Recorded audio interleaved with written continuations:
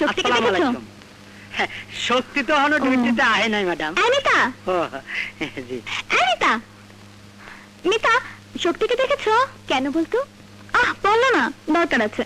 তোকে দেখছি আজকাল খুব শক্তির খোঁজ খবর রাখছিস। না কি? ওই দেখ, শক্তি আসছে। শক্তি ম্যাডাম, আমার সাথে একটু চলো তো। কই যাবো? আহা, গেলে বুঝতে পারবে, চলো তো। শক্তি, বুঝতে পারলাম না। আইলা ডিউটি করতে যাও কই? ঘটনাটা কি? ঘটনা বুঝতে হইব না। যাও যাও যাও। মোর মাথায় কিছুই ঢুকতে আছে না। বাসায় দেই একটা ঘটনা, আবার এখানে দেই আর একটা ভেজাল। যাগুয়া, হেতে মোর কি নানির নাতনির লাগে? মোর যোগাযোগটা বজায় রাই।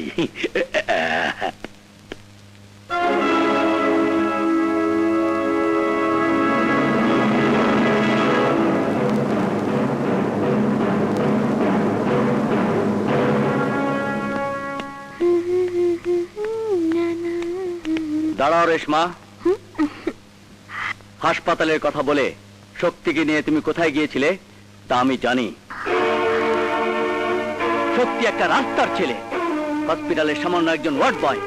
আর তুমি এই আসিফ চৌধুরী একমাত্র বোন, নাম করা ডাক্তার। শক্তির মতো একটা নোংরা আবর্জনার সাথে তোমার কোনো সম্পর্ক থাকতে পারে না। ভাইয়া, শক্তিকে নোংরা আবর্জনার সঙ্গে তুলনা করে তুমি ভুল করছো। একজন ওয়ার্ড বয় কি মানুষ নয়? কে মানুষ আর কে অমানুষ তা আমি তোমার কাছে শিখতে চাই না। আমি শুধু এইটুকু বুঝি, তোমার আর শক্তির মধ্যে রয়েছে আসমান জমিন ব্যবধান। ওর সঙ্গে মেলামেশা করে আমার মান সম্মান তুমি ধুলোর সাথে মিশিয়ে দিও না। আমি কি বলতে চেয়েছি তুমি তা নিশ্চয়ই বুঝতে পেরেছো? অফকোর্স, বুঝবো না কেন? বোঝার মতো যথেষ্ট বয়স আমার হয়েছে। ভুলে যেও না ভাইয়া, আমি একজন ডাক্তার, আর ডাক্তারের ধর্ম মানুষের সেবা করা, মানুষকে সমান চোখে দেখা। আমার কাছে উঁচু নিচু কোনো ভেদাভেদ নেই। কে বড় আর কে ছোট আমি তা বুঝি না। আমি বুঝি ভালো আর খারাপ। শক্তি গরিব হতে পারে, কিন্তু একজন ভালো মানুষ। শক্তির মতো মানুষকে নিয়ে গর্ব করা যায়।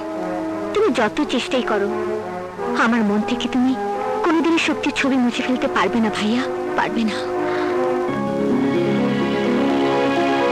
রেশমা, যেভাবেই হোক তোমার মন থেকে শক্তির ছবি আমি মুছে ফেলবই।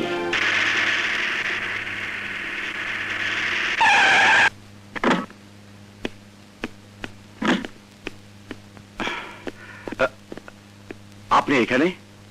হ্যাঁ, তোমার কাছে এসেছি। কেন কেন সেটা তুমি নিশ্চয়ই বুঝতে পারছো। তুমি কে, কি তোমার পরিচয় সেটা কিন্তু আমি জানি। তোমার সাহস দেখে আমি অবাক হচ্ছি। হাসপাতালে একজন সামান্য ওয়ার্ড বয় হয়ে আমার বোনের সাথে তোমার কিসের সম্পর্ক? তুমি জানো রেশমা একজন ডাক্তার, উঁচু বংশের সন্তান।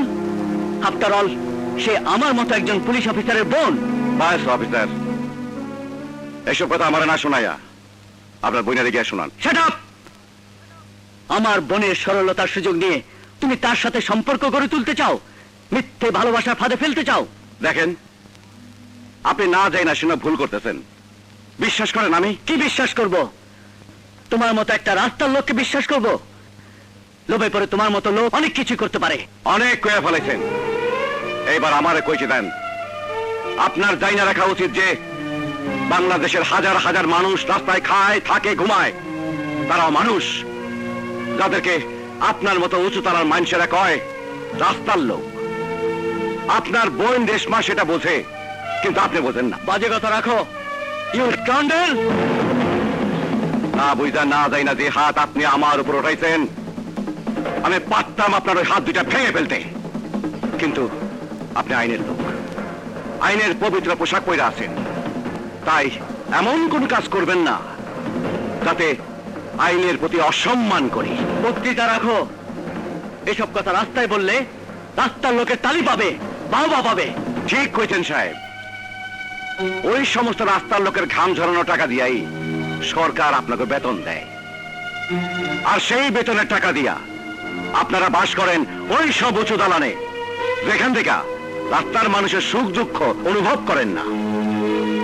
যান, আগে গিয়া নিজের ঘর সামলান।